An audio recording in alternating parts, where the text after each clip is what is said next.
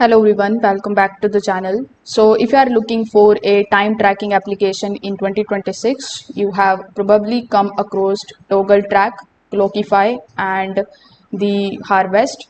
So all three can track your work hours, but they are designed for different types of teams and professionals.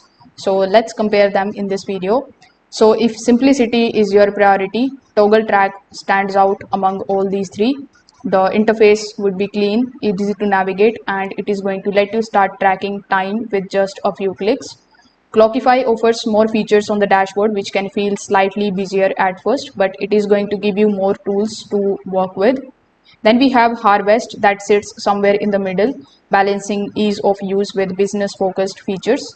Now, Clockify is packed with the features including the project tracking, team management, attendance monitoring, and detailed reporting.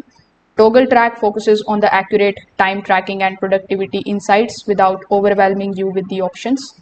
Harvest goes beyond tracking hours by adding the invoices and expense management that makes it especially useful if you bill clients for your work.